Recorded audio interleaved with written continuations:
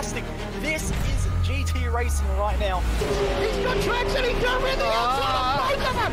Maloney! Oh, he's taking Anderson! Anderson's up to Oh my god! Big crash! Oh my goodness, half the field's gonna get rolled! Second very close. These guys are want to make their way through the field very quickly. Oh, there we go! Oh no! That's massive! This is it! This is over! I can't believe this! Oh my god! God, what?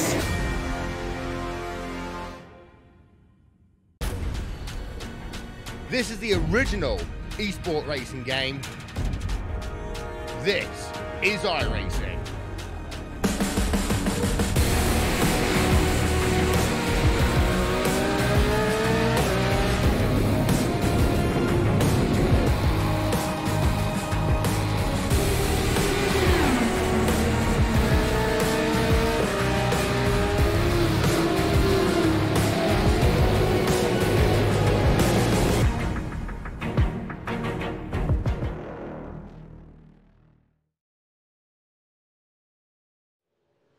Welcome to Bowmanville, a track filled with the need for speed, a track which is so much about the mid to high speed cornering, and one which often goes unappreciated when it comes to racing like this. You can get so close with these Holdens and these Fords together that you know just how important a race like this is. The championship is closing up, and here at Canadian Tire Motorsport Park, aka Mosport, we are here for the next round of the Australian Online Supercar Championship. AOSC is in the house. It's Jake Sperry joined alongside with Mr. Jay Kennedy. And well, Jay, it has to be said right now, a championship that's closing in, a track which promotes so much overtaking and opportunity. This is going to be all about who can hold their nerve here today and who can make the least mistakes around 10 turns and 4 kilometers.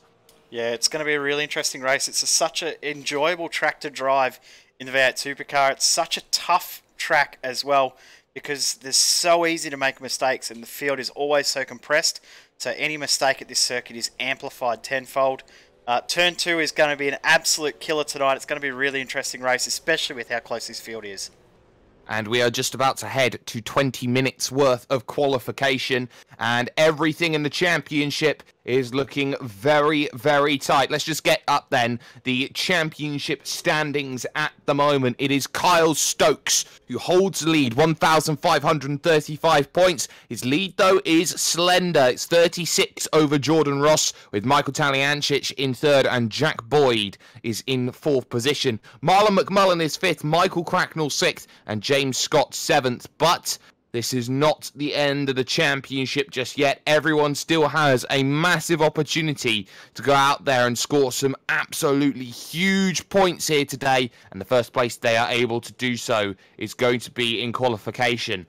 In terms, though, of the non-endurance drivers championship, it's Marlon McMullen who's holding a station at the top of that one. 1,215 points over Jordan Ross. And that just tells you how good he has been when it's come to these shorter events. The longer events, just a little bit more different. And when it comes to the Knight Rider Designs Teams Championship, it's Evolution Racing Team 1 and 2, and by a fairly big margin. But the big surprise is that none of the top 4 in that Teams Championship have managed to pick up race victories. It's been so difficult to find a victory here and there. And just looking right now out on circuit here, Jay, it's about finding a track position. I'm just looking at Bradley Ratu. Oh, there's a turn on one of the ERT cars. That's Jamie McKnight getting an absolute turning, and that just shows you drivers getting too impatient on the warm-up lap, and really something that shouldn't happen. It's such a tough track here. It's a very, very narrow track as well. Talking to a few of the drivers before the race, it's been a little while since we've raced here, and a lot of the drivers forgot how narrow this circuit is. So not only is it fairly short at 4 kilometres, but it's also really narrow, tough to find yourself a bit of pace and a bit of room. And that was Dylan Shepherd and Bradley Ratu getting into the back of Jamie McKnight there, as you can see on the LeBlanc replay. We come back live and get into this qualifying session. It's going to be really, really important for these guys to get a good lap time in, because it isn't as easy to pass as it would look on paper. No, it certainly isn't. And when you look at just how difficult it is to go out there and make these overtakes, they know that they have to be very accurate in the way that they do it. You're starting to see as well the first lap times come in. That's mainly because some drivers started off this session behind the start-finish line. They got a little cheeky lap in, so that's going to be their bankers that they can fall back on, like some Michael Taliancic, for example. 1:56.6. We're certainly expecting nothing of that time in these cloudy conditions here at the moment here in Canada. As right now it's overcast, track temp just a mere 23 degrees. Perfect conditions for qualifying as well, and that time from Taliancic, we expect probably 40 odd seconds to get taken off that time, so it just shows how tough it is out on track. As we're on board with Jack Boyd, a few cars ahead of him getting their lap times in as well, but Boyd will get a fair bit of draft off Michael Cracknell ahead. So draft I think is going to be really, really key down the back straight. It is so crucial at this circuit to getting a bit of extra pace, as Boyd, I think he's going to go straight to the top of the timesheet, and he does with a 17.2. Jack Jackson and Jordan, your top three at the moment. Jack Boyd, Jackson Suzanne Harlow, and Jordan Ross, your top three at the moment. Marlon McMullen's fourth. Brett Loxton currently finds himself in a top five at the moment in fifth position. Championship leader Carl Stokes is in seventh at the moment in the 888 car, so he's looking to try and find himself some time. As Stephen Varga moves up into ninth, that's soon bumped down by Dean O'Brien, moving up into the ninth position, as everyone is looking to try and find as many times as they possibly can. And up and down this field, everyone is searching for something, and someone who is searching for something right now is the 24 of Jacob Knight, because he's moved away from the Redback Racing team. Yep, gone out on his own at the moment, so surprised to hear and see that news in the last 24 hours that Jacob Knight has gone from Redback Racing team. He was doing a very, very good job there and sort of come a long way with those guys, so I'll be interested to see where he lands. He will be a pretty hot free agent, you would guess, and I don't think we'll see him as a privateer for much longer than a week, I would say. Well, he's been telling people that he's got a place that he's thinking of going, but we don't have any sort of leak or information on where that would be. And it's, of course, Jacob Knight, probably one of the biggest gainers, I think, over the 2018 period. Could be a massive addition to a team if he can find himself through. 18.2, so he moves up to 23rd position at the moment, but it's all change at the moment. Darryl Hockey gets himself up into 13th. Talk about surprises. Cracknell is flying. Yes, you're absolutely right. But Harley Haber is in 17th right now. He's a long way back. He's ditched the pink skin. He's been allowed to get back into the full team kit tonight. So be interesting to see how he goes back in the traditional livery, or the new modern livery. I think he left all his pace in the pink one. Oh, hopefully he can get a clear lap in, because that lap time he's got at the moment, 7/10 off the pace. He's got to find a fair bit to get this lap working. We'll see what he can do though. Yes, and there are a lot of drivers who's looking to find some pace. Blake Neck is in 19th position at the moment for the Geodesic racing team. Mitchell McLeod's looking for times. He's currently 1:38.8. That's a sighter lap in 41st. He's going to be looking to try and find some good times. There's drivers like James Duckworth, who's not set times yet. Guy Leach, Jamie Stovold, who have not put times. Mitchell Bales, maybe even Shane Rayner could find some positions up through the field, but Michael Cracknell is in 3rd position at the moment. Jack Boyd, though, currently holds the advantage in the GRM car, and here was a driver who got a big 2nd position just a little time ago, a week ago actually, as I've just seen one off into the wall and into the tyres at that Clayton corner, and that of course was Scott O'Keefe. See what time Haber does here as he's about to finish the lap. Good job from the Team Hyperdrive car, getting out of the way but still maintaining the run. What time will Haber do? He will improve, and it's not going to take too much time to gain some spots. Up to 14th. Good lap. Good improvement. Tied with not Chris enough. Robinson by the 1,000th of a second, so maybe the TTL Esports, sorry, no, I'm going to correct myself there because the livery looks similar. Because I'm on a chopper camera, for example. So the Redback Racing drivers are there together. Scotty McQueen, though, with a great qualifying at the moment. He's in 13th. Christian Smart is in 11th position as well. These boys have turned up and they've decided they want to throw punches. It's great to see all these new names working their way forward. We've been talking about Jackson Susan Harlow for a little while. Jack Boyd, we know the potential that he has. It's great to see him at the moment doing so well, but come to the race, if he's still in that pole position, will he be able to get it off the line? Of course, changes to the cars as well over the last couple of weeks with the fact that you can stall the vehicle. some drivers still haven't quite got accustomed to that and getting the car off the line. That is very, very true, and we'll see how that plays a factor later on into this one. Here is Christian Smart looking to get over the line. He does an 18.1, so he will not improve his lap time, but this is probably the most vital conditions where you can find these lap times and you can improve it. The track, though, will rubber in very quickly as Tom Freer has a massive snap oversteer moment heading through Quebec corner and gets on the power. There's the oversteer with the lock diff, and there's nothing you can do from there. We're going to see that quite a lot through that section as well.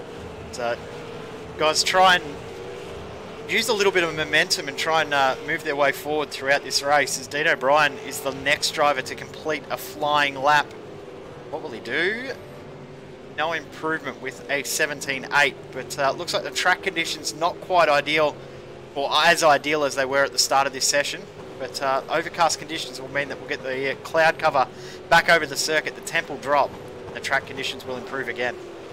Yep, they certainly will. So that track did just rise by 1 degree C, and that's really shown you just how much of a difference maker it is, as Christopher Kessie can't go any better than 41st position at the moment. So times are looking to come in and drivers are looking for something. It's first start of the season, probably the first drive in about 2 years for Adam Zeitinger in the 101. He's in 48th position at the moment, 120.2. Great to see Adam back out on track. It's been a long time, as you said, and used to have some very, very good battles with Adam back in the day a long time ago, and he's come a long way. In the galaxy far, far away. Back when I used to race. Adam, of course, used to race at Evolution Racing Team. Hung up the wheel for a little while and is back out on track. Great to see. Always good to see drivers returning to the track after a little bit of a sabbatical, so see what he can do. A little bit off the pace at the moment, but I don't think that time that he set at the moment is representative of his true pace. No, I don't think it is at the moment, and he'll have a bit of time to work that out through the race too, as he'll be looking to try and find maybe just a little bit more to gain that pace. And I wonder how many drivers can find something, as just on cue, Zeiting has spun it coming out of the final corner here as he's looking for some times. Here's Scotty McQueen though, looking to push the line. He's now down to 16th position because we've just seen gains come in for Brad Ratu, who's now found himself inside the top 10. Stuart Coulter's up to 11th. Jacob Knight's now up into 12th. So drivers starting to find something here, maybe just a few tenths of a second, and starting to come back to the track as we hit the halfway stage in quali. Yeah, we just saw a big amount of cloud cover come over the circuit just a few moments ago, so maybe that has dropped the track temp down. It actually has. It's dropped it back down to the low 23 degree mark. So see here Andrew Gilliam on screen, struggling to find himself room. You don't want to give up the draft from the cars ahead, but you also don't want to be too close. It's very, very tough to work out exactly how much room you give each other when you're going around this circuit. So it's a track that used to be a staple in the iRacing V8 Supercar Series back in the day. Great to see it back out on the schedule. We'll also see it later on in the year in V8 Scops as well. It's returning to all of the schedules after some fantastic racing we saw at the races here late last year. And I'm more than happy to see it back on the schedules again. I absolutely am as well, and you cannot deny how great of a race that was a little while ago, as we see some great racing around this track. But right now they're all looking for great qualifying at the moment, and the question is, who is finding it? Guy Leach is only in 30th position at the moment, 118 flat, and get this right now, first to 30th is split by 8 tenths of a second. First to 37th, and Scott Clark, who's tied with Mitchell Bales, that's 1 second. Amazing how tight this field is. This track just promotes really, really tight, close racing, tight qualifying as well, obviously, but looking forward to seeing how it all plays out at the end of this night. Just see Jackson Susan Harlow across the line, and there's a backs gain. off. That's Guy Leach up to 22nd there. That's 8 places he's managed to gain. And talk about drivers who's looking to find things. Harley Haber, we have to say it again, down in 18th position at the moment, and he's not finding anything right now. Boyd, Susan Harlow, Cracknell, Ross and McMullen, your top 5 at the moment. And at this stage, Jay, what do you need to do to find that extra 100,000th, whatever it may be, to gain you a position? You have to drive it up at 101%. You really need to push the car and hope that you can hold on, because the track conditions are not ideal for qualifying. They're starting to slowly get away. 50 cars out on the circuit, so finding a gap as well. Possibly using your teammate to get that little bit of draft down the back straight as well could be the advantage. Will Haber improve here? I think he will. No.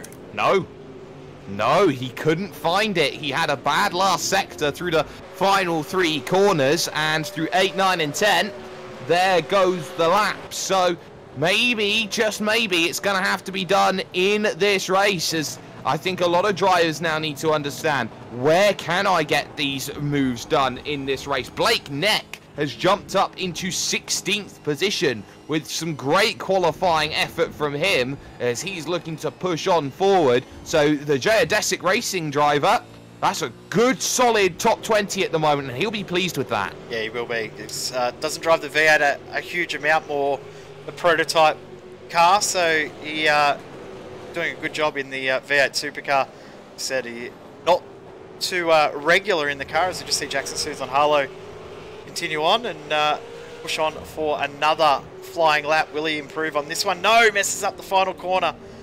Oh, He'll have to go and have another go.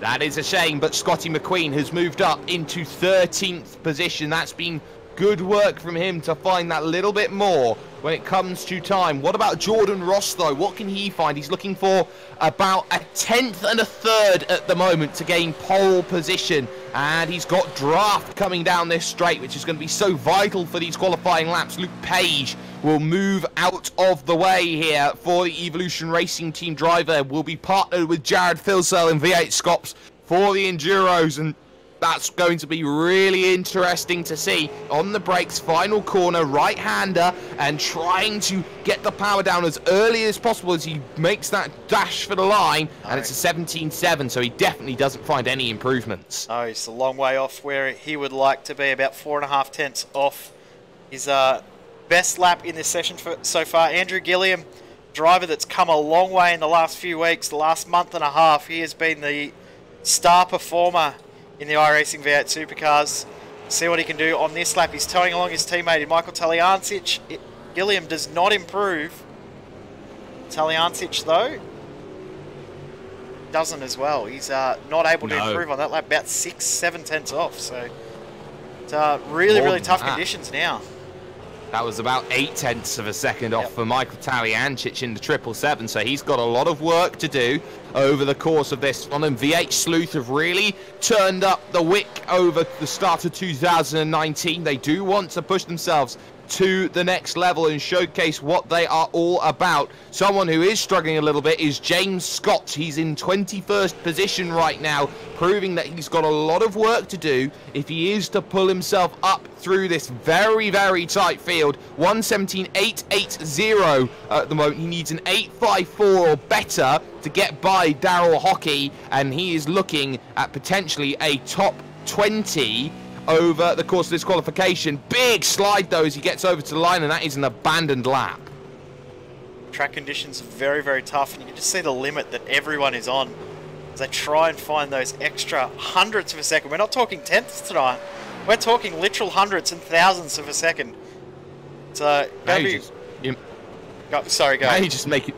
That's fine. You're just making me hungry when you're talking about hundreds and thousands. Taliancic though moves himself to 18th. And that's great work from the 777, and now that pushes Harley Haber down to 20th position. And no improvement from Haber either, as he goes about, what's that, 3 tenths off his best lap, so track is really difficult. Suzlin Harlow goes quicker, but not enough. 1:17.225. He is pushing every limit to try and get to Jack Boyd, but he's just not quite there at the moment in the TTL Esports car. You can see that not many drivers are improving. That's a surprise improvement from one of our top runners as we watch Jordan Ross again.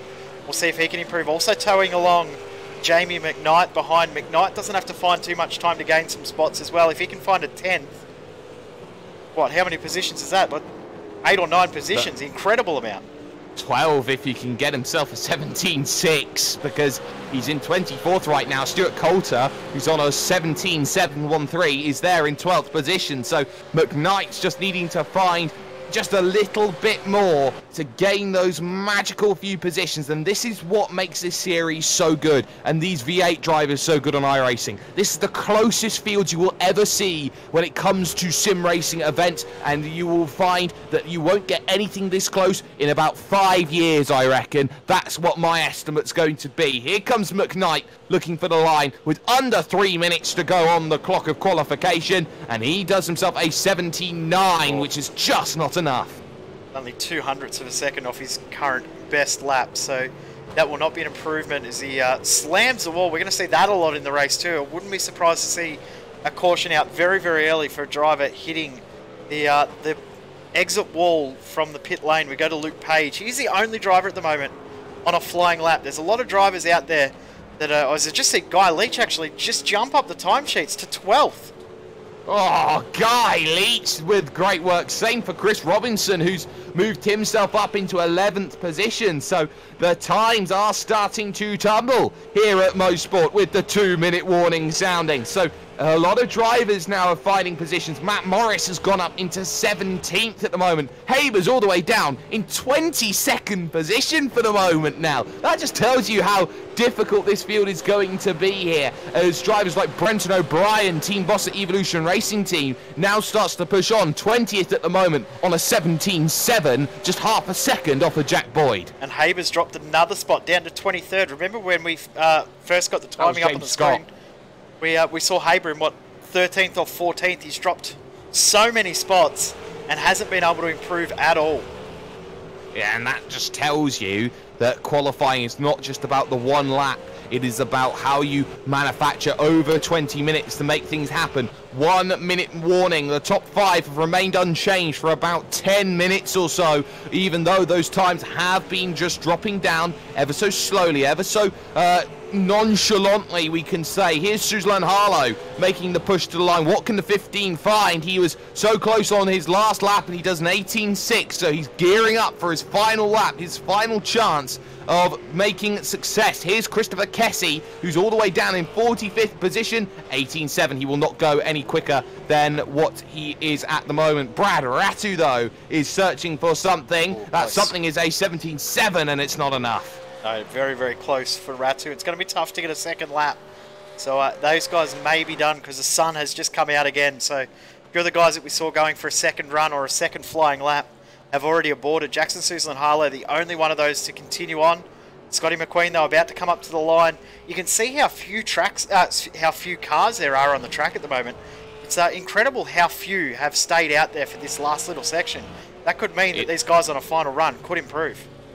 Well, Scotty McQueen will be the last driver to set a time if he so wants to, because the flag comes out. And it's final chances then for the likes of Stuart Coulter in 13th position. He needs 1,000th of all things. What does he find? He finds a big fat nothing as he looks to try and push himself over to the line. What can Guy Leach find in terms of more time? He goes and does an 18.1. Not good enough in terms of what he was looking for. Smart. As the next lot come in. And look at that. Absolutely right there. Big movers coming in there, Jay. Yeah, Christian Smart just jumped up to 17th position. So Smart is one of the few drivers that was able to improve on that final lap. Damien Johnson continuing on for another lap. No, he's aborting his lap. So we might be very close to done. Adam Zeidinger's doing another run. No, he's done as well. David Kidman is done. I think that's everyone. I think that's it. Gilliam's the only driver that might be able to do a lap here. I thought he came down onto pit road, though, and got himself back out and going. So that's all done there. So let's get up on your screen right now. This is the grid here for 38 laps of Motorsport. Jack G. Boyd got the time in early and gets pole position ahead of Jackson Suzlan Harlow, with Michael Cracknell in 3rd position. Jordan Ross starts this one from 4th, with Marlon McMullen, the leader in the sprint series, here in 5th, with Brett Loxton in 6th. It's Andrew Gilliam and Dean O'Brien on row 4. Row 5 sees the championship leader Carl Stokes alongside the 038 of Bradley Ratu. We've got Chris Robinson and Guy Leach on row 6. With Stuart Coulter, you'll be very, very happy with 13th position. Jacob Knight, newly privateer, in 14th. Scotty McQueen and Stephen Varga on the 8th row. The 9th row is Christian Smart and James Scott, with Matt Morris and Dean O'Brien rounding out the top 20. I'll correct you there. It was Brenton O'Brien in 20th position. Yes, Blake Neck is in the blackjack spot of 21 with Michael Talyancic 22nd. Surprise for him and Harley Haber down the order. Haber's 23rd with Daryl Hockey 24th. Greg Sharp and Jamie McKnight are on row 13 with Damien Johnstone, and Scott O'Keefe in 27th and 28th. Dylan Shepherd and Joshua Burden make 30. Good to see that neither of us can talk tonight. David Kidman and Luke Page starting 31st and 32nd with Adam Zeidinger and Adam Gardner next. Mitchell McLeod and Brett Hender a fair way back from where they would like to be, 35th and 36th, with Matthew Deere and Mitchell Bales next. Scott Clark and Jet Bennett round out the top 40. Mark Samuel starts 41st with Simon Vella. Shane Rayner alongside the Flat Chat podcast man, Christopher Kessie in 44th. Got Jonathan Bennett and Rob Bowden with Tom Freer, Scott Gamble, Jamie Stovold and James Duckworth rounding out the 50 for this one. But Motorsport is difficult. There is one mandatory pit stop that is required. There is one mandatory caution that is required. Anything more than that, though, could so very easily happen at this circuit. It is a nightmarishly difficult track to get correct, and when you've got cold tyres at the very beginning that want to slip and slide, then you've got to make sure that you are pinpoint and accurate for the start of this event. Also worth talking about here, the top 5 drivers are 5 different teams effectively, with McMullen being effectively a privateer. So this is going to be about no friends, no teammates to really help you out. This is mano a mano racing, and it shows you just how competitive the field is here in this AOSC series. But for the likes of Jack Boyd, he's got the championship to think about. He closed in massively at Oran Park. Can he do the same again and really put the pressure on a certain Kyle Stokes? So will Jordan Ross want to try and make that push. Lights on top of the iRacing gantry. Let's get ourselves underway then for 38 laps here at Motorsport, and we are underway with a great start there for Jack Boyd. Maybe a little bit stoic there from Suzanne Harlow as he gets under pressure. McMullen dives down the inside of Jordan Ross and he gets a position. Look behind, because there is Brett Loxton, who maybe people are thinking is going to be the next great when it comes to V8 Scops. He's trying to scrap it out hard with Gilliam in the V8 Sleuth car as they come down Clayton's corner, and they're not going to find it. Almost a bump there to the ERT driver, and they're going to keep it too wide as they head through Quebec. Very clean start if I actually clicked the right button there with my microphone. Sorry about that. But great to see that we've made it all the way through the first half of the lap clean with 49 cars taking the grid in the end.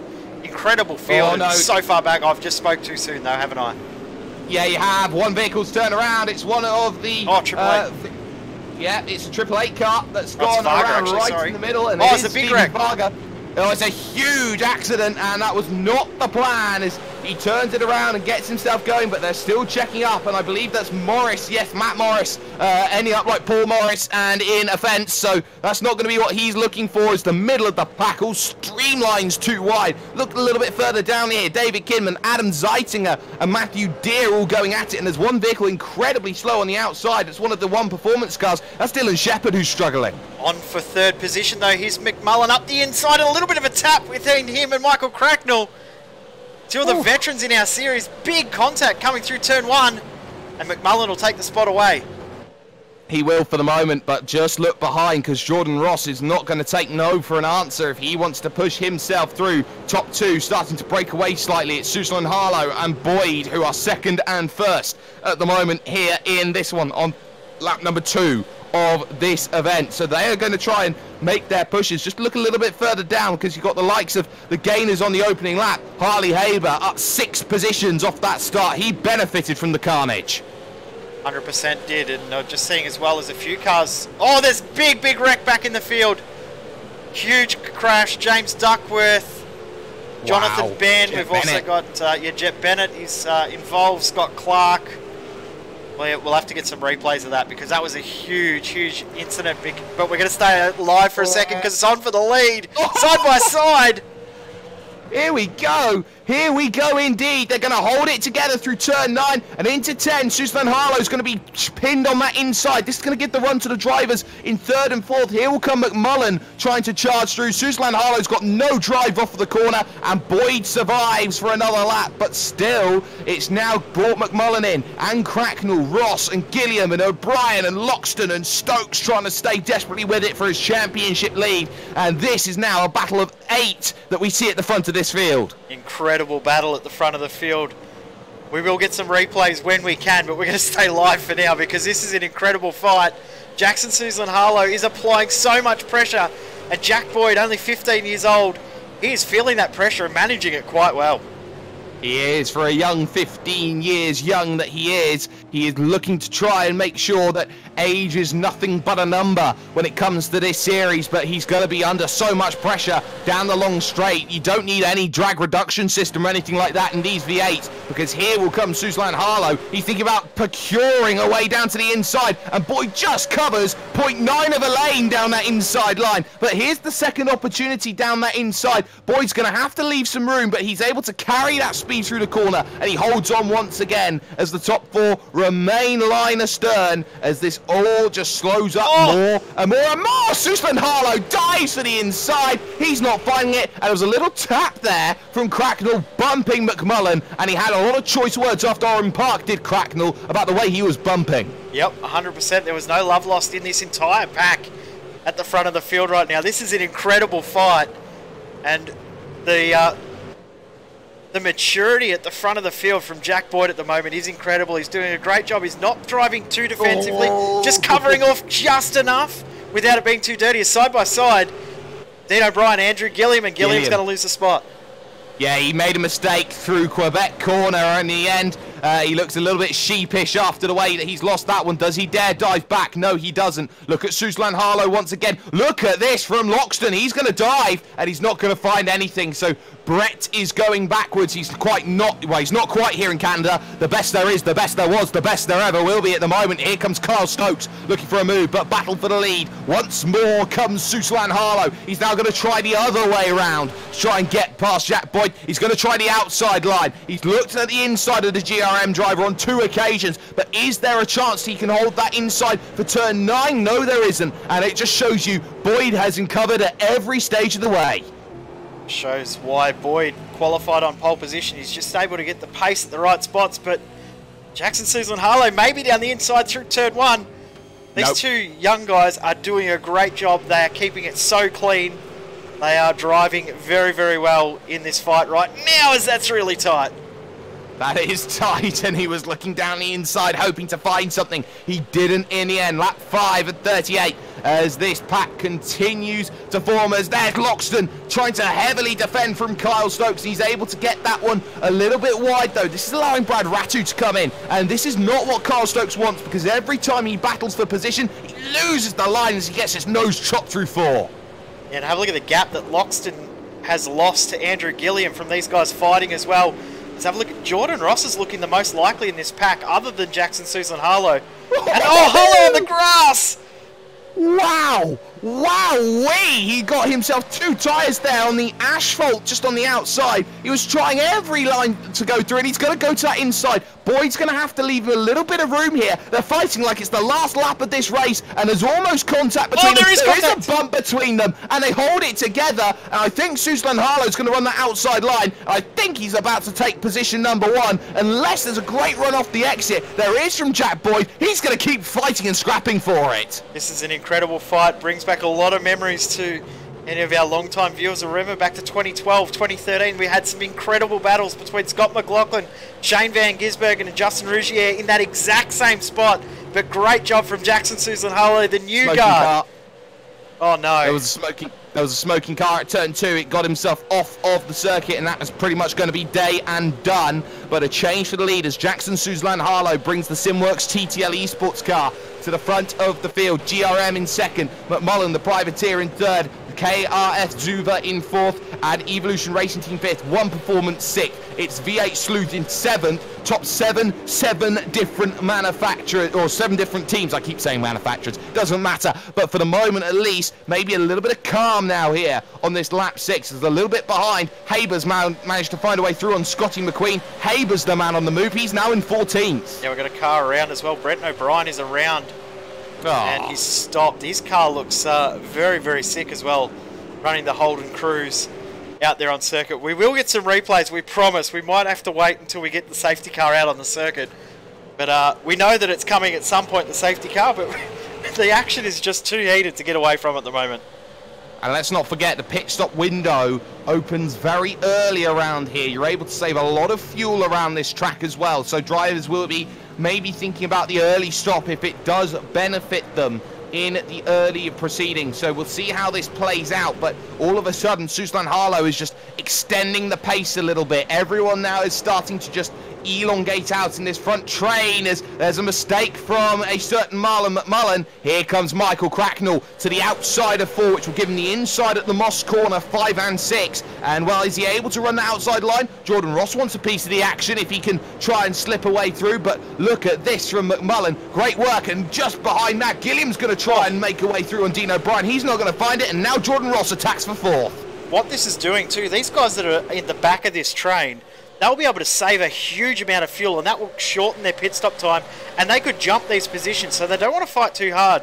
These guys that are in front, I don't think Jack Boyd will be too upset about giving up the lead, but Jordan Ross there, you just see him get out of the throttle early, tuck in behind Marlon McMullen. He's going to go again. He's fuel saving here to think about this pit stop. He is certainly thinking about that pit stop, and someone else who decided to drop behind was Kyle Stokes. He felt like he didn't need to attack there on Brett Loxton, and right now Brett needs to be a hitman if he's going to try and find a way through. Here's Gilliam looking bold to the inside at 1 of Dean O'Brien, but Dean is a very experienced head, and he's able to just run that outer line and hold the position for the moment. It seems everywhere you look, if you are a V8 Sleuth fan, Gilliam is looking at every corner as an opportunity, and that may cost him in the long run. Gilliam's done a very, very good job over the last little while in the pursuit car, so see if he can hold on to this position. He's starting to feel a lot of pressure. We saw late last season in the official series. He did a great job, back-to-back wins in the Monday Night Official Series. There's so much prestige. Oh, Dean O'Brien, that's a huge slide in the OPR car. Hello, Tokyo, he goes as he looks to push. Now look who's joining this train here in the battle for 3rd. Brad Ratch's on the back, Guy Leach is on the back, soon Stuart Coulter is going to be on the rear of this as Gilliam again looks to line up Dean O'Brien, looking for a move and cannot find anything at the moment. Here's Jordan Ross down the inside of Marlon McMullen, no. Around the outside tries Gilliam, and there's contact, and Gilliam's going to go straight into the tyres, bang, and that's going to really hurt his day. Yeah, that's really unfortunate for Gilliam. Just a big bump off the curb for Dean O'Brien, which caused that contact. I don't think there was any intent there. It just unsettled the car when he threw it up the curb on the inside to protect that position.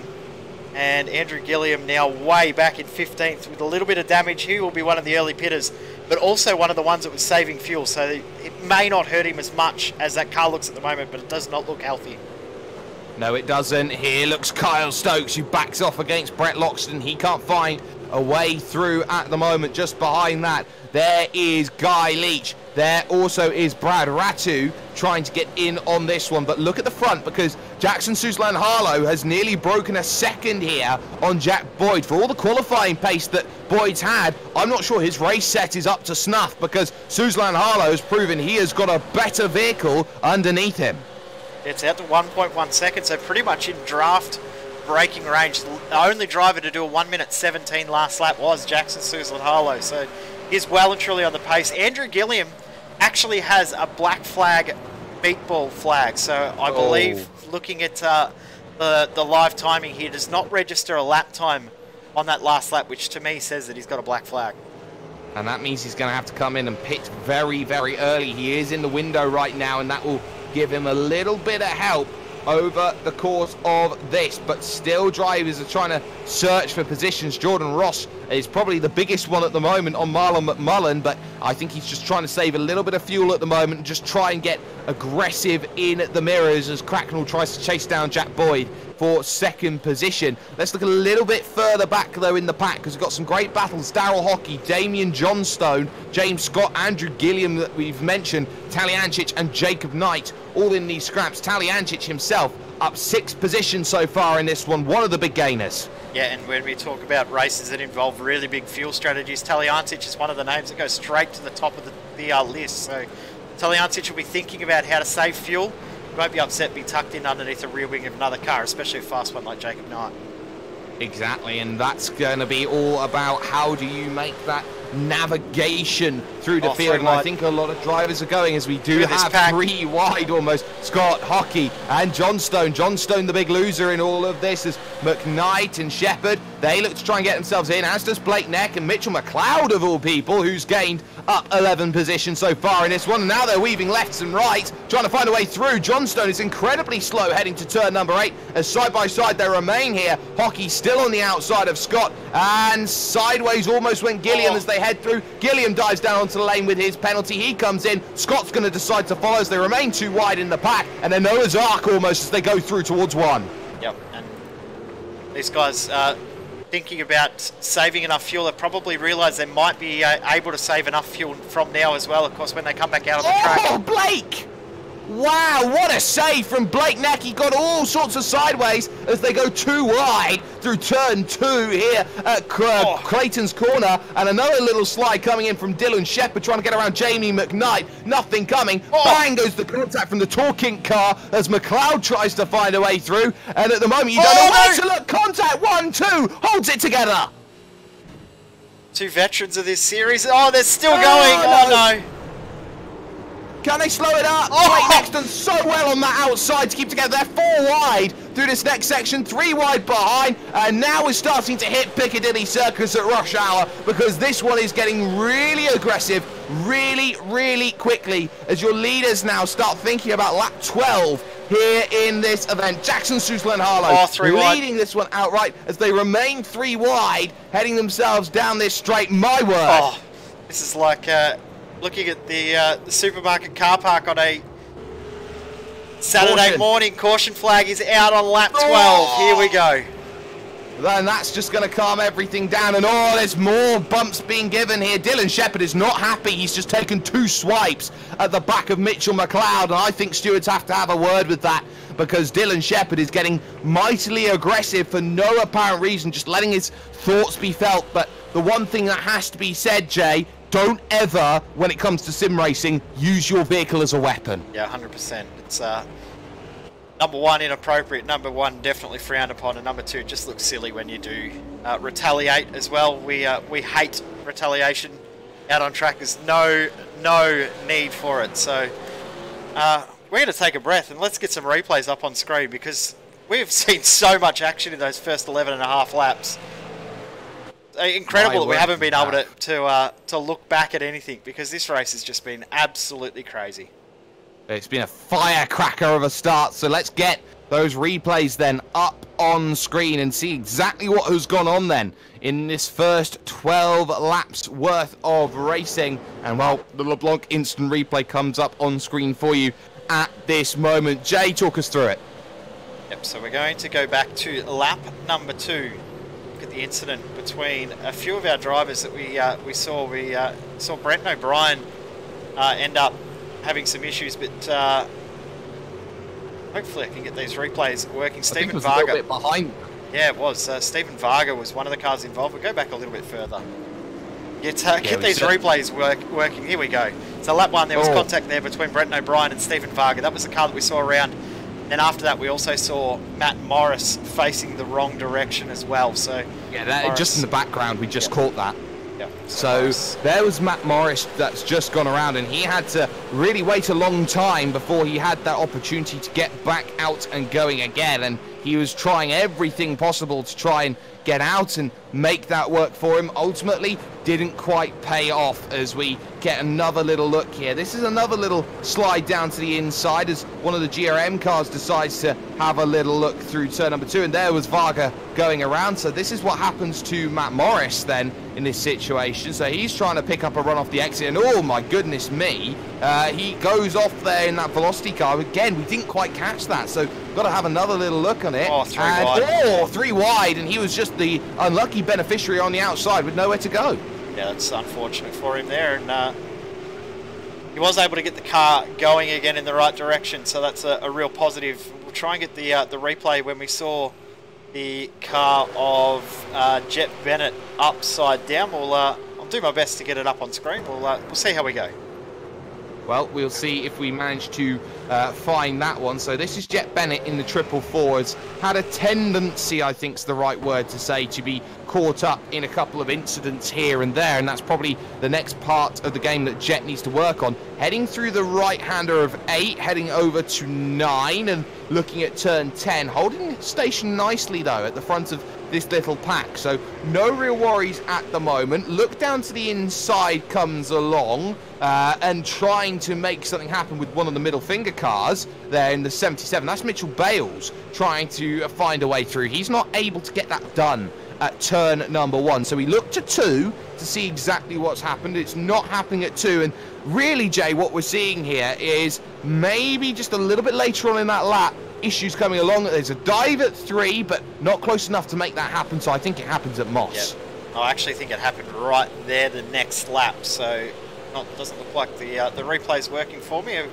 love it when we have tech issues like this, but see if we can get it up on screen, because it was a huge incident. Here we go. I think we might have it now.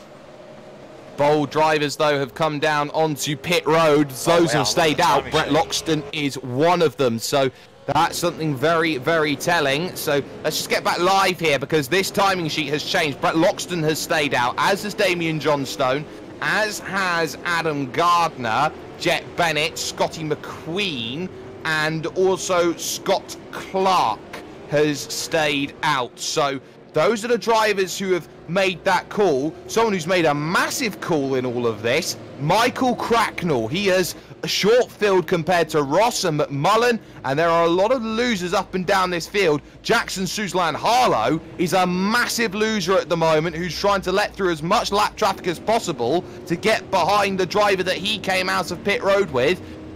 This has really turned interesting right now. Suzlan Harlow is incredibly slow, trying to let everybody and his neighbour go through.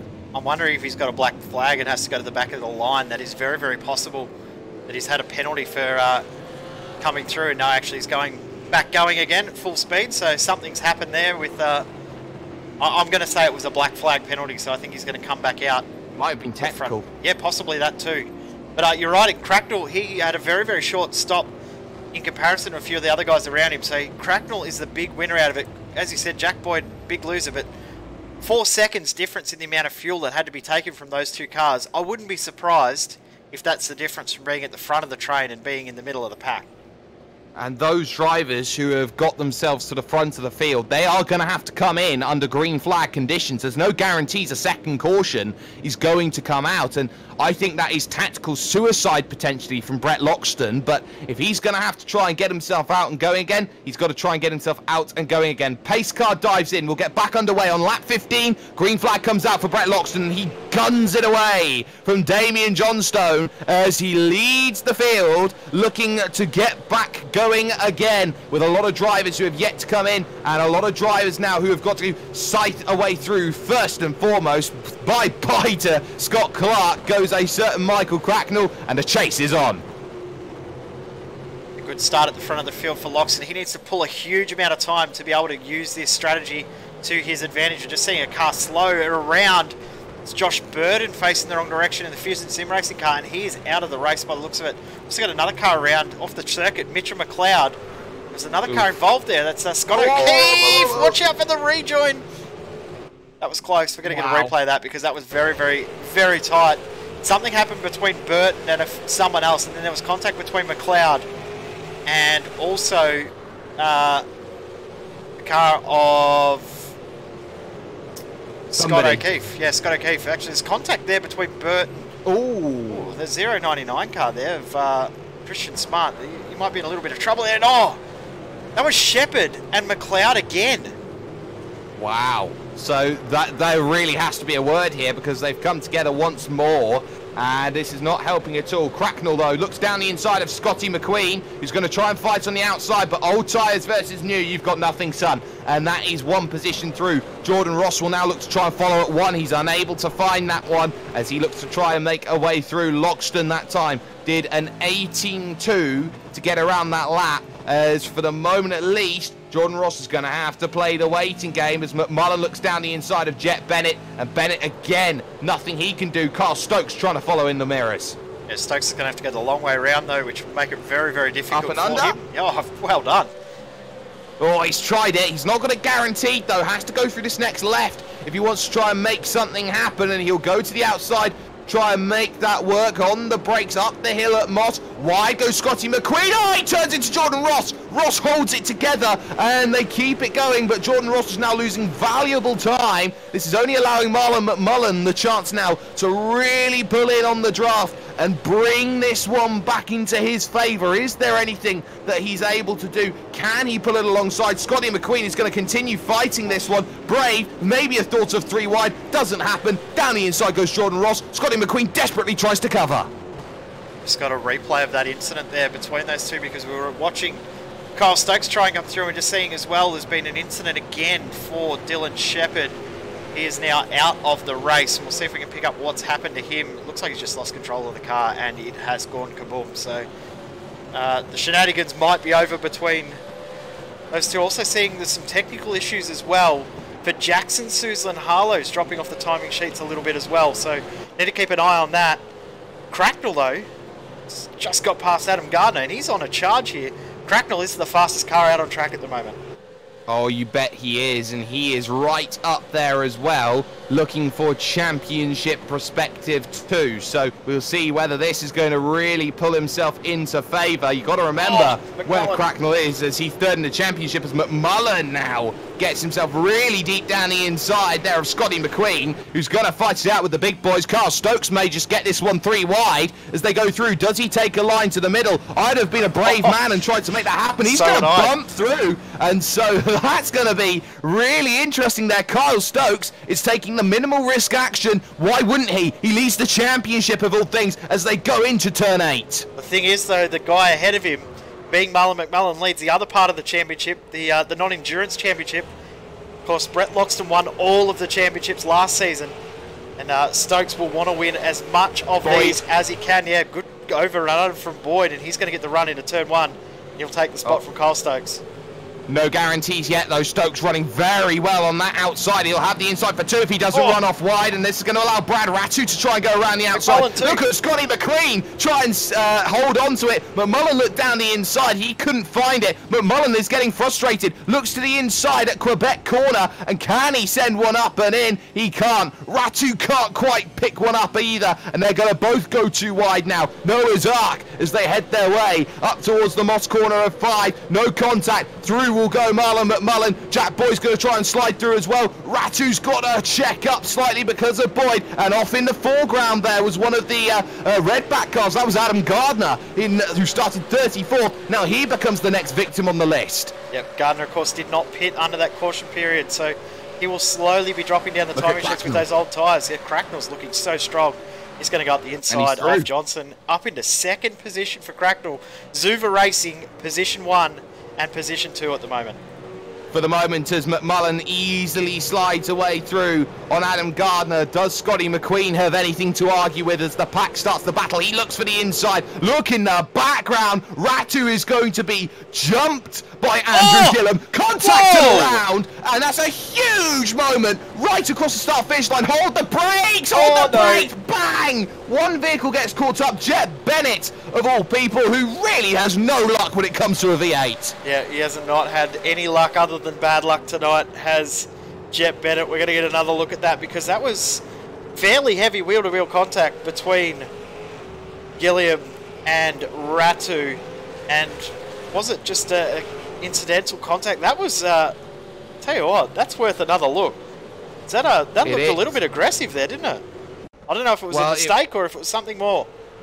No, I thought it was very interesting to look at as we just get an eye on this very quickly as the battle still continue out on the field. So he dives very deep in, and it looks to I think the Ratu's just lost that one on the exit. Yeah. He gets a bit of oversteer and he can't really gather it up. Let's go back live though. Scotty McQueen's getting pushed by Brad Ratu, trying to stay here with Adam Gardner. Carl Stokes is thinking about going 3 wide down to the inside. No, don't do it, Carl. And he doesn't. So there we see McQueen holding on. Gardner has a moment here, and he almost gets turned by Stokes. Stokes is going to lose out the position to Ratu, and that inability to be aggressive here is hurting. Gardner has to dive down onto pit road. He cannot stay out any longer and hold these guys up. And now they're going to continue battling here as Dean O'Brien and now Harley Haber getting into this one. Haber has benefited massively from all of this. And this is effectively for a top 5 position in this race. And there's contact between Haber and O'Brien. Haber has been the man on the mission in this race. One of the biggest movers. The biggest mover in the field, though, James Duckworth, started in 50th position, is now in 23rd. Wow, he is certainly moving up through the field. He's got Greg Sharp, Christopher Kessie and Matt Morris just in front of us. He looks to have his battle. Jackson Suzlan Harlow, though, is going to be the next on this train as Haber looks to go around the outside of Brad Ratu. Can he get this one down the inside? Oh, you bet he does, and he's going to hold him on the outside too. So Ratu just gets a little bit held up for his troubles. And just look at this train behind, because you've got the likes of Taliangic, Robinson, Leach, McKnight and Scott all there looking to try and procure positions and pick up just an extra 1 or 2 by the time as Kessie now has his battle. Yep, Kessie's around at Moss, so what has happened there for him? Ran out of talent, probably. Yeah. You can say those things. I'll let you say it and take the heat. I actually think you're right, though. 100% right. That was 100% ran out of talent there. So Kessie facing the wrong way. He's got going again, but he's dropped a few more spots. That's an extra spot for James Duckworth. He gained 2 out of that. He's now plus 29. 2-time Aussie Racing Cars champion. Doing a very, very good job. He's proving his worth as Mitchell Bales decides to bail onto pit road and get a stop as Stokes is looking to try and get himself in the mix as he looks to battle it out through 2. And can he get it working in Triple 8 through 3? For the moment, he's on that outside trying to get around Scotty McQueen. And now time is of the essence to make this work. Lap 21 of 38. Big lunge to the inside. He's not going to find that there. And he's going to really hurt that run as McQueen goes far too deep on the brakes into Moss. There goes 1, 2, 3, 4. Suzlan Harlow down the inside. 5 positions going through. Unless he picks the run up off the exit, he can attack Suzlan Harlow back. Well, one thing about that corner is if you do run wide, very, very wide like that, you do get momentum, and he's overspeed at the moment on the straight. He's about 2 or 3 kilometres more than Jackson Suzlan Harlow. Add in the draft, he'll be right there by the end. Yeah, just running out of time though. Now he's got to watch out for James Scott behind because McQueen's tyres will be struggling. Brett Loxton into the pits, that cleanses the field. Michael Cracknell, now the leader of this race. Fairly decent lead he's got too. It is a big lead. It was a 1.5 seconds over Jordan Ross, who is trying to damage limitation here in terms of the championship. Remember, Cracknell's 3rd, Jordan Ross is 2nd in the championship, so it'll be minimal points loss for Jordan Ross. Look at where Carl Stokes is, 6th. He needs to find a couple of positions, but the big worry he's got is that he is 2.4 back of Jack G. Boyd, and all that battling with Scotty McQueen has hurt him so much over the course of this one. He's got no chance, really, of pulling this one back down, as actually, I'll correct myself, he's in 5th position right now. By Leach and Jamie McKnight side by side. Oh, watch out, boys. This is tough. The hardest part of the circuit to stay on the outside line there. Guy Leach has done a great job. He might get this position, but they've got to watch out for Chris Robinson getting in on this too. Oh, contact! I think they're going to go 3 wide. I think they may do. That was all because Guy Leach was so aggressive through the first part. He lost it and he had no angle to really go out there and attack. Now Chris Robinson's got to start thinking about this. Taliancic now. Do you decide to be aggressive? Do we go Talladega Nights? We're thinking about it, but he runs out of road if he was going to try and make that happen. So it holds off for the moment. Still too wide as Robinson tries to battle that with McKnight. And McKnight is going to hold that position for the moment. Little slide. Look in the back as well. Christian Smart's trying to get in on this as Robinson gets the grass. And he goes Tokyo style through the final corner. And he'll lose 2 for his troubles. Yeah, Christian Smart back into the top 15. He's done a great job tonight. Of course, qualified in a very, very good spot as well, 17th position. So he'll be very, very happy with his run so far. The front of the field, Jack Boyd is the man on a mission. He's closed that gap down to Marlon McMullen. It's now down to 0.2 of a second. He is on a charge. His pace looks very, very good at the moment. Well, he needs to find that position, and pronto at this stage. Can he get that magical move up into third position? Let's not forget Jack Boyd's in the championship hunt as well, and for the time being, his position of fourth in the championship, he will lose minimal points to the likes of Ross and Cracknell, but still crucially gain on Kyle Stokes, which is going to be the big thing that he'll be looking for after second position just a week ago. McMullen, though, is just doing enough at the moment to hold off that challenge in the battle for the podium. On the brakes they go into 8, 9 and 10, and again, no dice for Jack Boyd, who will be waiting for one opportunity only. Jackson Suzlin-Harlow was so late for a lunge there on Bradley Ratu. Thought about throwing it up the inside, didn't quite have enough room. Going for it now, though. Yeah, look at the run out of the final corner. Oh, and Ratu's going to try and defend this one, but he's running out of road because that is a brilliant pickpocket to the inside there from Suzlin-Harlow. He's got to now fight it on the outside, which is the toughest place to do it. Ratu gives him one car length only to hold that outside line, and he took all of it. And for the time being, Suzlin-Harlow's got to wait. Little wiggle there off the exit from Ratu as he tries to deal with it, as here comes Boyd looking for the chance. He's tucked up underneath, hoping for an inside line. This the battle for the podium, and can he get one down the inside here at Moss? No, he'll prefer to wait for 8. Way that Boyd's driving, it's almost like he's trying to force a mistake out of Marlon McMullen, but McMullen is one of the most experienced drivers in this field. Very, very unlikely for McMullen to make a mistake, so he has to do this on outright pace and get a move done. I'll tell you what, look at the run he's got down the back straight. Rob Bowden, though, has damage, and this is going to be the big issue here for Jack Boyd, and Bowden takes to the grass to avoid all of it. Great commitment from Jack Boyd. He did not lift at all where McMullen did, and that was a bit of youthful bravery and bravado coming in to really make sure he got that move done into third, as he got a no-no. Yeah, 2 cars around. We've got Damien Johnson and Joshua Burden both around at the exit of Moss, and that started at the entry to Moss. Been a huge incident for those guys. LeBlanc replay on screen. Well, there is the Amazon Web Services car there of Burden. Bang, contact on entry and trying to hold it together. There's more contact. Oh, that's a send on exit there. That was lazy from the 033, and he continues into him, and I think that was a bit of deliberate contact there, and we will see no more of it as Ratu goes off at Quebec, and that's going to drop him a couple of positions behind Scott as he looks to try and get back on track. And now Guy Leach is going to find a way through as well, as Burden voices his opinion. He is not happy. I'm not surprised as well. That was a little bit ambitious, to say the least. Just noticing as well, one battle that we sort of hadn't thought about as being on is now really close. Have a look, it's on for the lead. Jordan Ross has got so close to the back of Michael Cracknell. There's still 13 laps of racing to go. Still plenty of racing left in this one. Still a third to go. Plenty of time to make that move, and the room needed for Jordan Ross will be there as they all start battling. All that battling between McMullen and Boyd as well. This is allowing Kyle Stokes to pull himself back in, and he's proving so difficult to get rid of in this one, as Guy Leach now starts to think about attacking Brad Ratu. Can he think of a way through? No, cannot get that done at turn number 1 out on circuit at Clayton's Corner. He's still not able to find that chance down this inside with a very light brake here at just 171 Ks before getting back on the power. That is a commitment plus corner if ever there was one, but now this is where you start seeing the gloves come off and everyone battle for every little bit they've got left. Yep, it's on for pretty much every position. You see in the background there, Chris Robinson and Michael Taliancic side by side, Christian Smart and Blake Neck, both trying to get involved. Oh, Taliancic on the grass on the inside, trying to hold on, and I think he will. Robinson, big slide.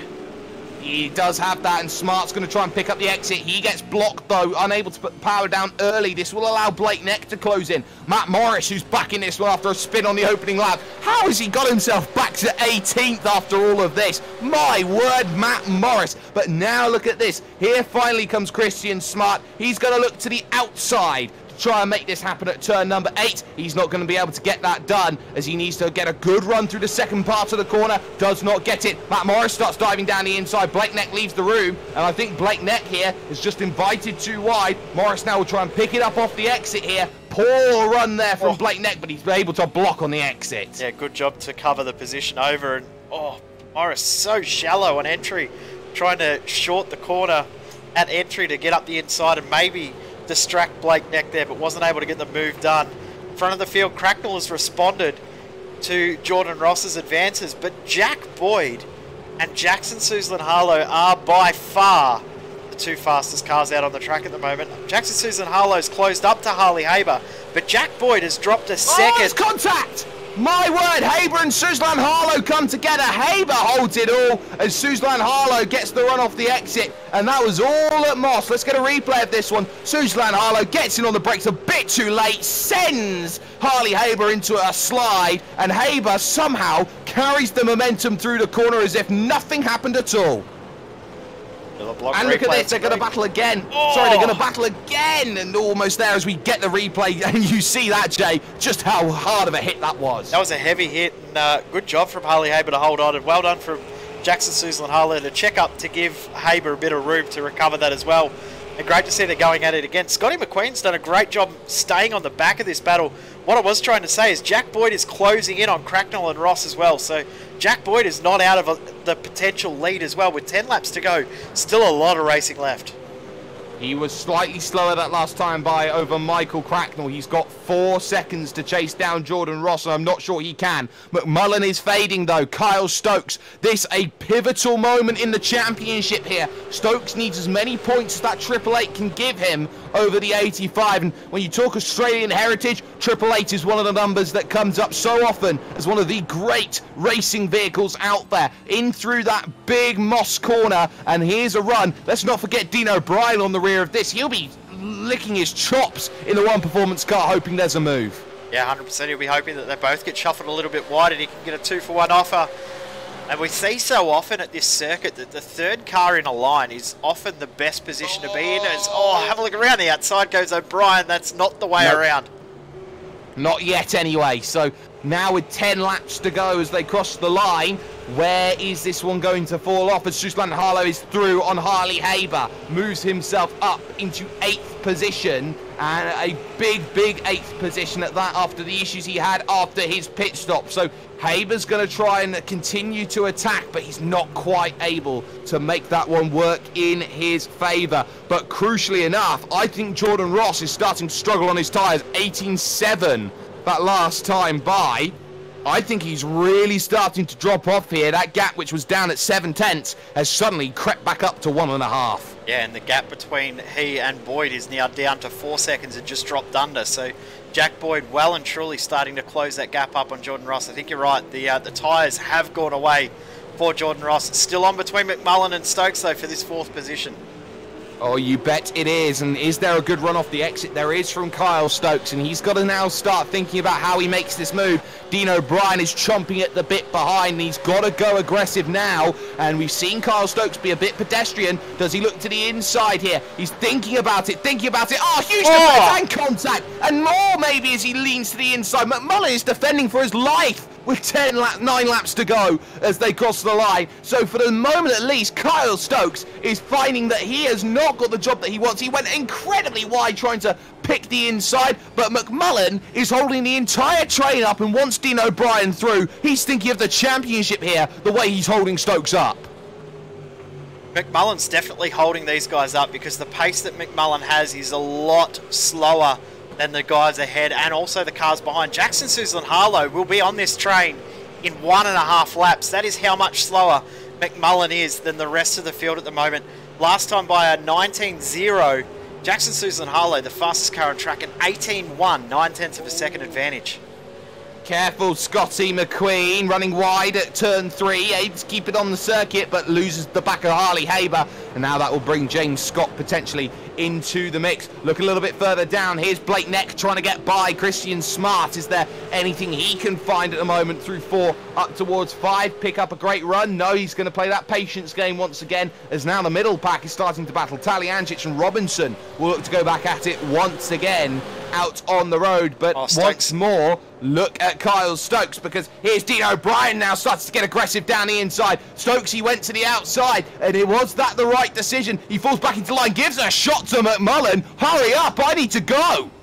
I think they've just realised how quickly Jackson Susan Harlow is closing in behind. These guys are going to get a hurry up and break away.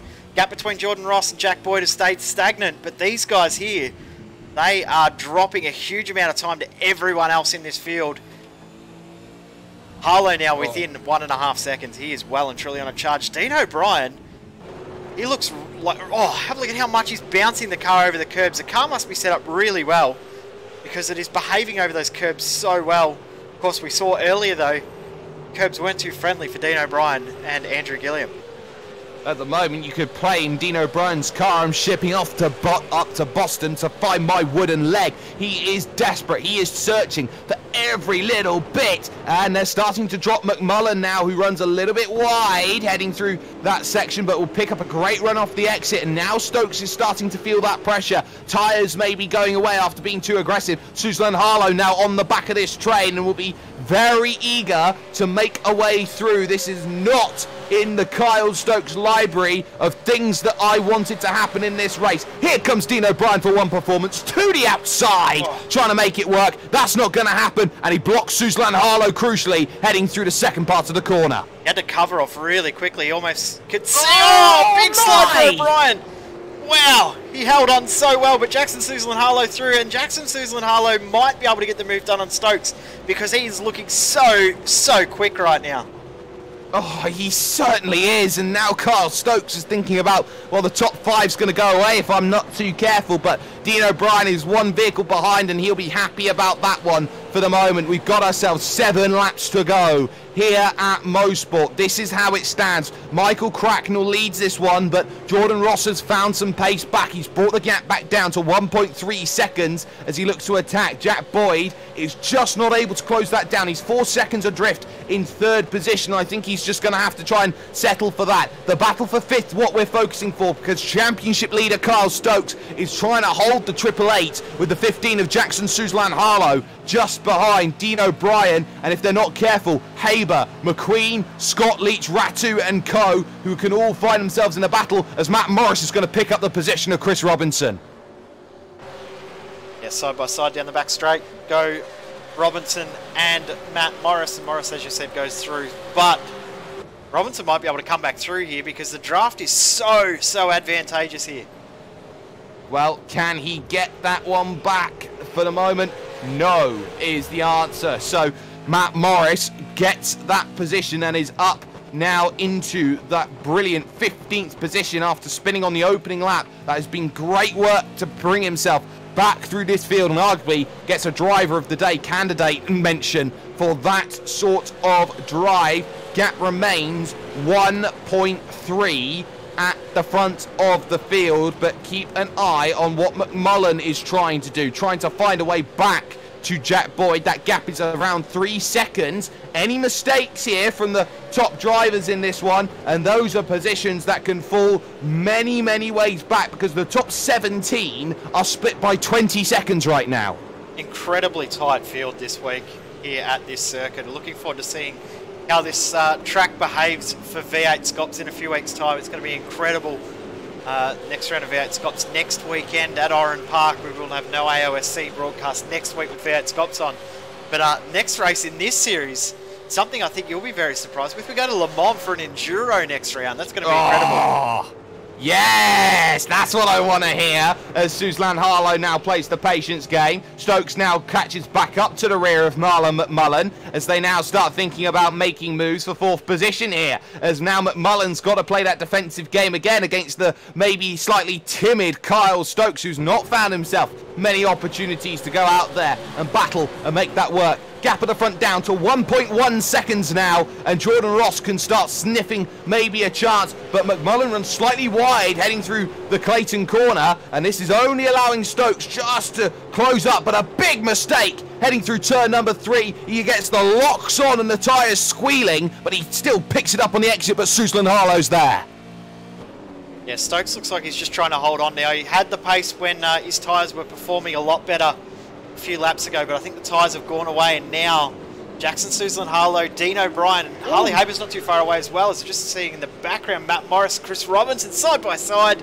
This is going to get messy here. It is going to get messy, and for the moment at least, they're all right. But look at this. Here's Kyle Stokes to the outside, trying to make it happen. Where does Suzlin Harlow go? He decides he doesn't want to go 3 wide. He's going to try and push McMullen forward here as they battle it on through. McMullen holding that inside line. That turns to the outside, though, for the next part of the corner, and he's going to have to yield. Kyle Stokes does brilliantly, and again he looked down to the inside. Still nothing. Suzlin Harlow out of road. This is only allowing a certain Dean O'Brien to try and get back into this one, as Scotty McQueen has found second wind here in his battle with Harley Haber. Nothing between them at the moment just yet, but look at the front once more. Jordan Ross in within a second. Yep, he's closed that gap back up once again. Has Jordan Ross 2.5 tenths quicker last lap. So at the current pace, he'll be there with 1 lap to go. Cracknell now is just trying to hold on for this race win. Hold on for dear life, Zuva driver Michael Cracknell. For the time being, though, this is the battle where it's at. Stokes, McMullen, Suzlin Harlow and Dean O'Brien. And what can Suzlin Harlow find? He's not been comfortable through here. Dean O'Brien goes all over the curb and holds it together. Able to do so with the nature of the corner. Great run from Suzlin Harlow, though, coming off of the exit of the corner. And this is going to allow him to have to move to the outside to make this happen. And if you're very, very clever, if you are someone like a Mr. Kyle Stokes, you help one driver out, that driver being Marlon McMullen, because you don't want Suzlin Harlow given the opportunity to attack. McMullen is so deep, heading in through the corner. And look at this shot to the back being given here by Suzlin Harlow. There's 3 laps to go, will come up on the clock. Dean O'Brien's wondering, where do I go? There's contact. He almost turns him. And Dean O'Brien's thinking, Harley Haber stopped.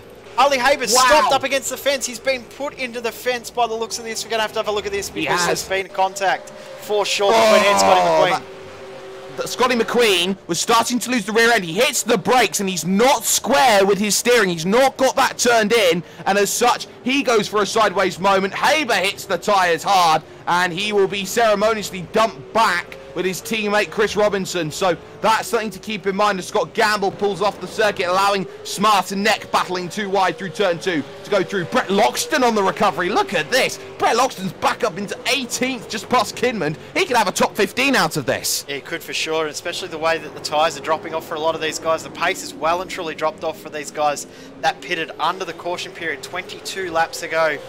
Jackson Suzlin Harlow, though, have a look at the gap that Kyle Stokes has pulled on this gap, this pack with Jackson Harlow, McMullen and O'Brien. It's 2.2 seconds. It's incredible how big that gap is so quick.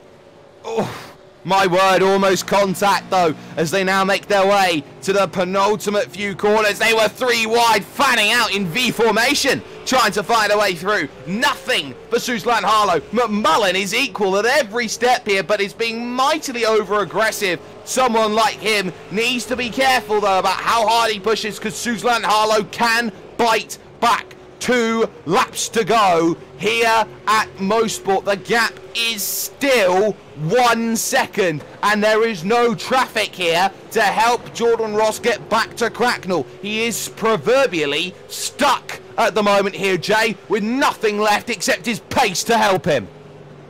There's no rubber left on those Dunlops for sure. He has absolutely burnt the car out. There's another issue back in the field. Got cars blown up. That's James Duckworth, Harley Haber, Brett Loxton involved as well. There's a huge incident coming out of turn 1. What has happened here? And that's disastrous for James Duckworth, because he was doing such a great job. And you have to say, as we go through turn number 1, let's see what's happened. And, well, it looks like they've come together off the exit. Oh, teammates. Haber, teammate. Oh, pink liveries. Let's get them out again. Haber just came out with them, and bang, he's back in them once again. That was not the plan, and he was hoping it wasn't going to have to come to that. White flag, though, comes out for Michael Cracknell. He's got 1 lap to go here at Motorsport, as Jackson Suzlin Harlow finally finds a way through on a certain Marlon McMullen. He does it at turn 8 down the outside to make that one work. So brave driving, as now maybe there's a chance for Dean O'Brien to start thinking of that top 5, which is just falling away right now, but it just seems once again that it's just a little too little, a little too late. Cracknell can afford no mistakes here in the KRF Zuva car as Jordan Ross tries desperately to bring himself back in, but it has been strategy that has been the Michael Cracknell card. Has he saved enough fuel by making that short fill stop?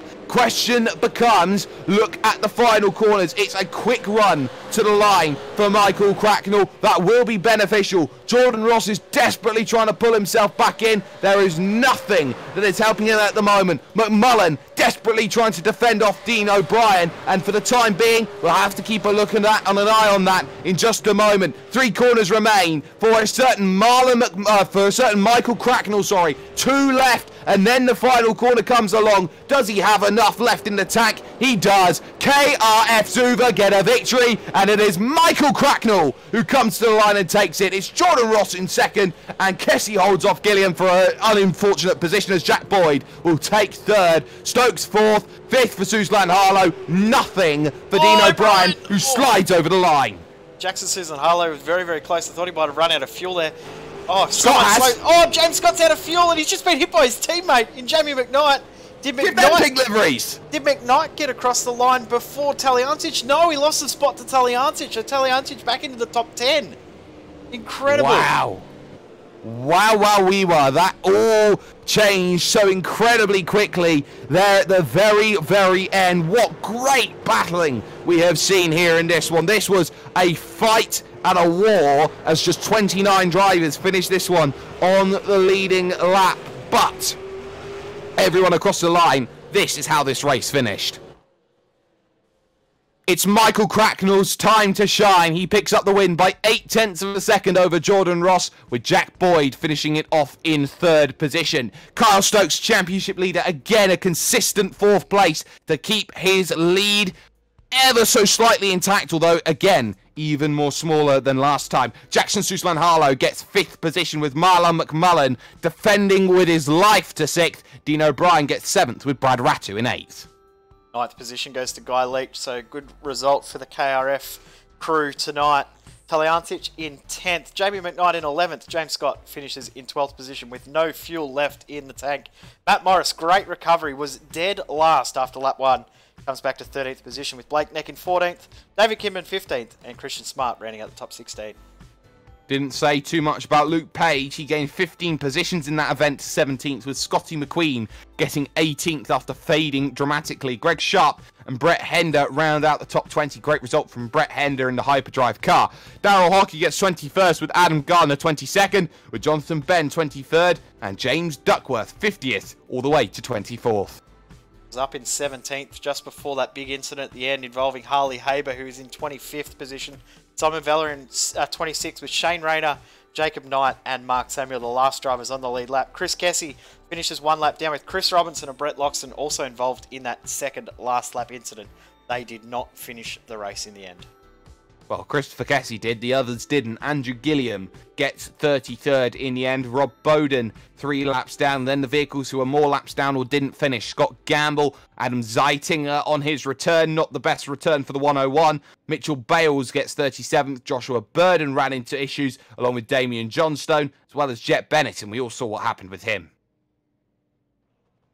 We got Jamie Stovald and Stuart Coulter back in 22 laps down in 41st and 42nd. Then Dylan Shepherd and Mitchell McLeod. There'll be a bit discussed between the race admin and those two post-race, no doubt. Scotty Clark, Scott O'Keefe next with Brent O'Brien, Tom Freer, Matthew Deere and Stephen Varga all not making it home. Varga unfortunately was out not long after the race began.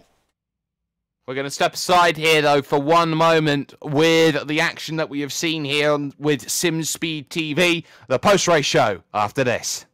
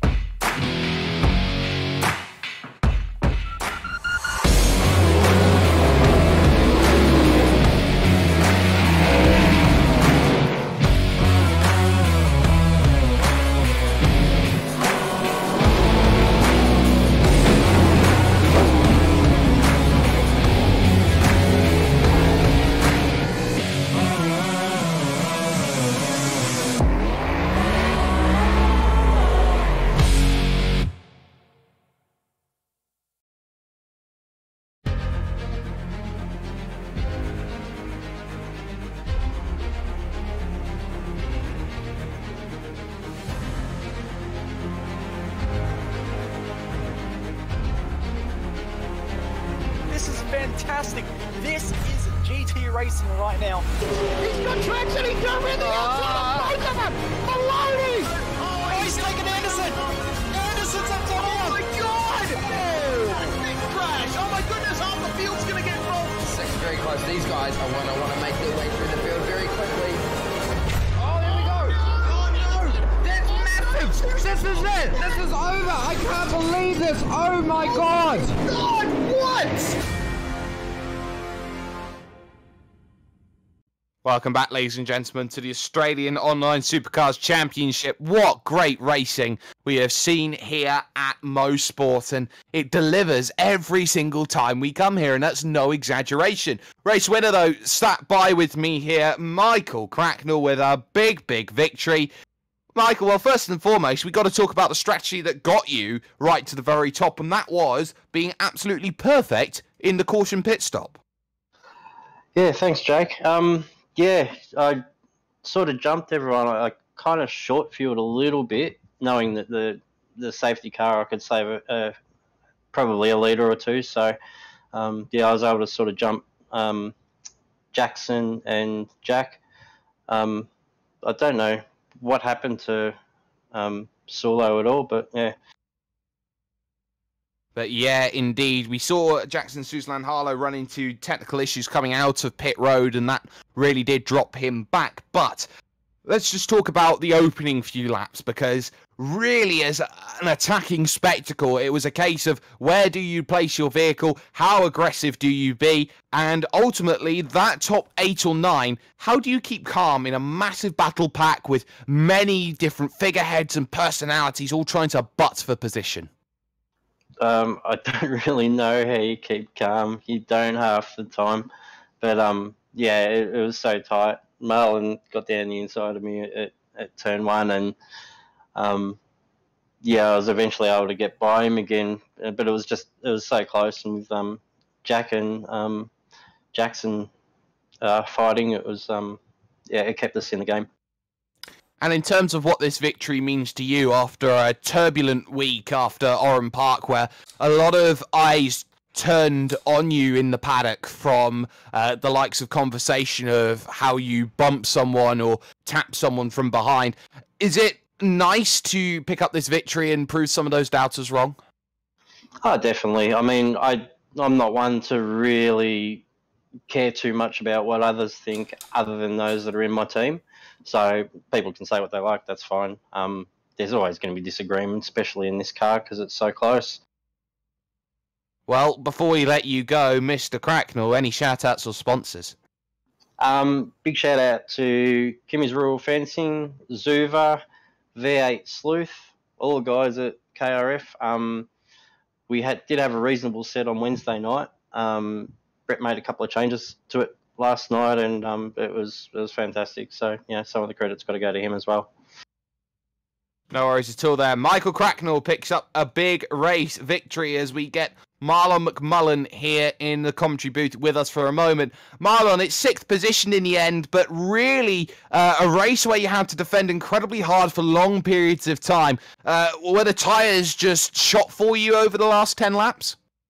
Hey, actually, the tyres just were pretty much gone, you know. Once that early sort of safety car came out really, really early, I was sort of panicking because I knew in the first sort of stint, this is going to be a little bit trouble, you know, if the safety car comes out early and I've got to extend the second stint. And unfortunately it happened, and, you know, I feel pretty bad sort of holding up the whole field. But, you know, when you're in a really good position and you're having a really good race, you're going to fight for everything you got worth. And I did everything I could, you know, in all honesty, and I tried to be as clean as I could, and I just gave up the fight when I knew it was defeat, and it was really good, intense racing. So I'm absolutely drenched. This shirt's going to go in the wash, and, you know, come back next week and try it all again. Well, you were leading the championship in terms of the non-endurance drivers championship heading into this event, and well, coming out of it, you're going to be completely neck and neck with Jordan Ross out of it. So in terms of what you've managed to pull out from here, you've got a nice little break next week in terms of AOSC action, but you've got Oran Park coming up in V8 Scops, you've got Le Mans Enduro coming up afterwards. Just what is going to happen for Marlon McMullen, and how do you tackle the next 2 weeks? Well, you take it week by week, first of all. I mean, you said there's a scope, so I mean, I might come out and have a little bit of a crack at it. I mean, it's no secret I'm out there in a black car all by myself at the moment, so it's a little bit harder, but I like the challenge. I think I'd sort of get the best out of myself, when I'm all alone. So some people, don't like being lonely. I do. So, and tonight was pretty good, so I can just focus ahead and a little bit of confidence. I haven't driven for a little bit, so after that, the AOSC as well with the enduro. I might have someone lined up to team up with. So, that will be another thing where we take it week by week, and then after that, just keep going. The days where you haven't got the outright pace, you just try and get a top 5, top 6. It's all I could do tonight. I mean, it's not my best track, but if I could come home in the top 8 around here, it's incredible. It's a sort of win for me in my books, because I've had terrible luck around here for the years. But really good to see Crackers get the win, and a few other guys do really well tonight, and there was some really good hard racing at the front. Well, some incredible racing. Marlon McMullen gets 6th position in the end. But, Jay, final thoughts as we head over in 2 weeks to Le Mans. I'll bring on Le Mans. If we see half as good an action at Le Mans, but knowing the big strokes and the amount of draft that we will see there, it's going to be an incredible night of racing. Looking forward to it. And Motorsport always delivers, and hopefully we'll see it on the V8 schedule even more. Well, that will be that then for our coverage here this evening. A massive thank you to the likes of AOSC for this fantastic series, the likes of LeBlanc who have come in for the replays, West End Mazda, of course, as well, who put so much effort into all of these series in terms of the sponsorship. But that was Jay Kennedy. I have been Jake Sperry. Crackers may shine, and we may see some brilliant racing up and down this field, but once again, Triple Eight gets a little wry smile, that championship gets closer, and my goodness, Le Mans looms as everyone heads to the French Riviera.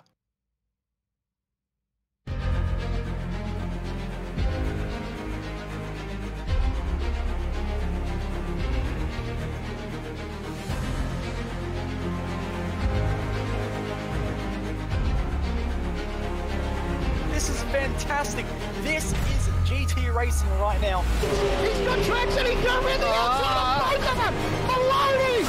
Oh, he's taking Anderson. Anderson's up to Oh my God! Oh, big crash. Oh my goodness, half the field's going to get rolled. Second very close. These guys I want to make their way through the field very quickly. Oh, there we go. Oh no, that's massive. This is it. This is over. I can't believe this. Oh my God. God, what?